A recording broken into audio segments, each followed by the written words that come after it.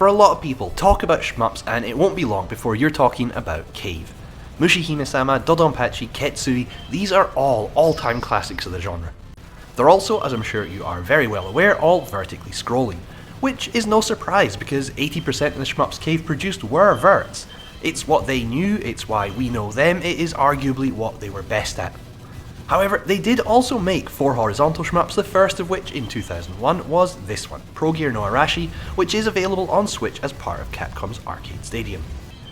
Now the history of Cave's horis is kinda interesting because even though I just mentioned they are rare across their whole library, in fact they were even rarer for most of their history, with Progear being the only horizontally scrolling shmup they made out of their first 15 games, before Death Smiles 1 and 2 were quickly followed by Akai Katana as 3 of their final 5.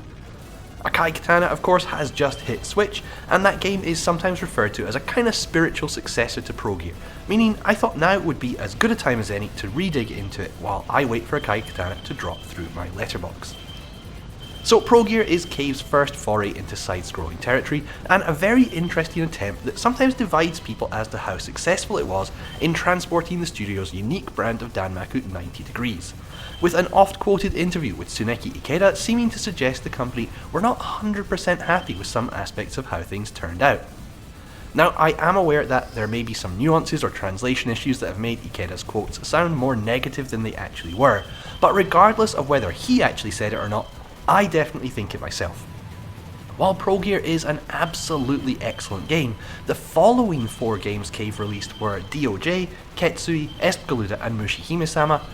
and Progear for me falls just slightly short when being compared to that sort of exalted company. The game offers players the choice of 2 planes, one with a wider, weaker shot and one with a stronger, narrower shot. You then choose one of 3 gunners, and if you hold the minus button on this screen you can choose alternative costumes, with your gunner responsible for your secondary weapon, which is basically your focus shot, although in Progear your focus shot works a bit differently from usual. It does slow your movement, but instead of offering the usual increase in power, your focus shot is actually weaker than your regular shot. However, it makes up for this through its homing capability, although interestingly your gunner will require a brief moment to swing round and lock onto enemies instead of instantly switching to fire the way you want. The degree to which your movement is slowed while using your gunner can, depending on who you choose, also be quite extreme, with your ship slowing to an absolute crawl. You will need to make use of the gunner's capability frequently, however.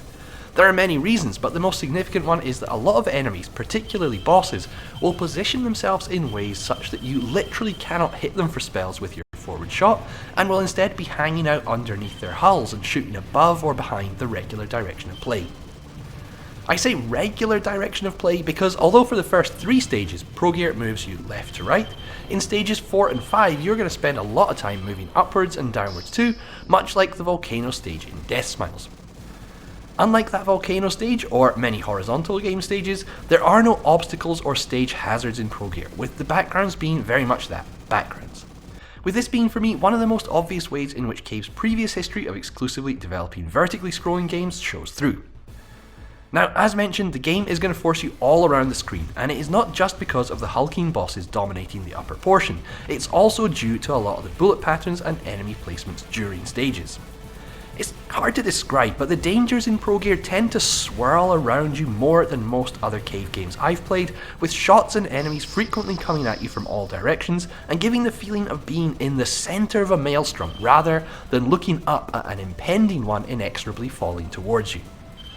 This took me a while to get used to, and I was initially surprised to see Progear has a reputation for being one of Cave's easier shmups. But once you get used to this and the idiosyncrasies of the gunner system, it does get a lot more manageable and therefore fun, with Progear offering a nice change of pace and overall game feel from many of Cave's other efforts, while still retaining a sense of familiarity.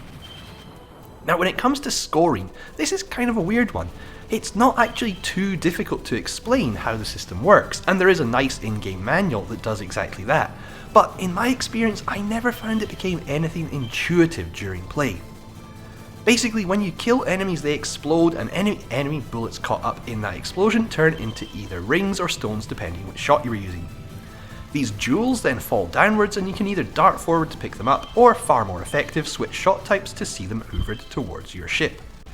The number you've collected is displayed in the bottom left of the screen, and of course the higher that number, the higher you score. This means you will be switching back and forth between weapon types quite frequently, but I found timing destruction to max the number of shots converted to duels to be a bit hit or miss. I'm sure there are expert players who can exploit it to great effect, but for me the system lacked the immediacy of some of the best Cave have come up with, and I still don't feel quite at home with it.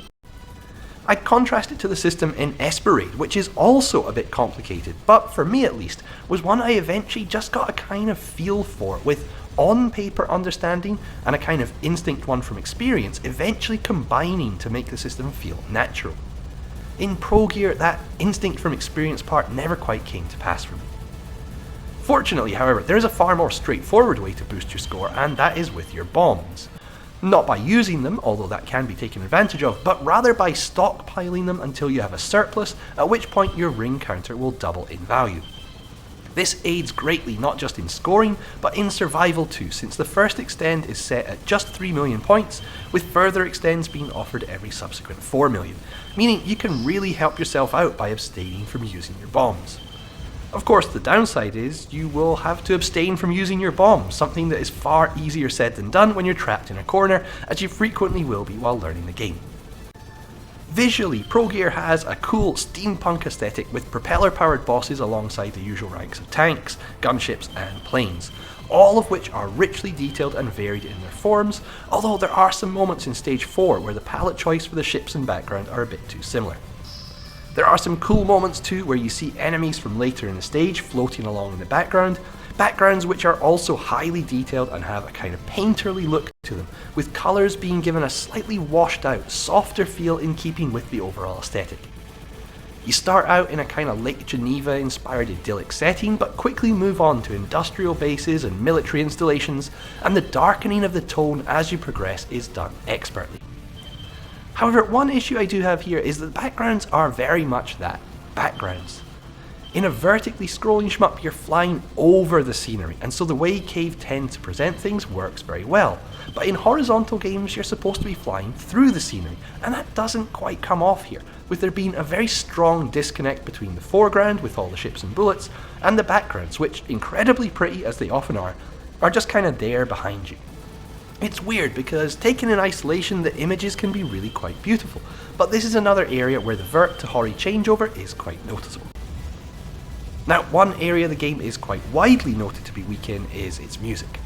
Most people I think agree the soundtrack is not Cave's greatest. However, I would actually go further than that and say that at times it can even be quite annoying, particularly Stage 2, for which I would honestly rather have silence than the unpleasant alarm type refrain playing over and over. On top of this, some of the sound effects can be a bit sharp and therefore grating too, and overall the audio for this one could be described as under par at best. With this being part of the Capcom Arcade Stadium, you're probably already familiar with the extras available, and as I said in my review of the collection as a whole, they are generally pretty good. You've got online high scores, a bunch of visual options, and for practice, a nice rewind feature, particularly useful by the way for gathering footage for a review, as well as difficulty selects. With the decision from Capcom to sell these titles individually, you can also pick this up for just a couple of bucks, and at the price point you really would be mad not to, especially as this was the first and I believe is still the only way this game has ever been made available outside the arcade.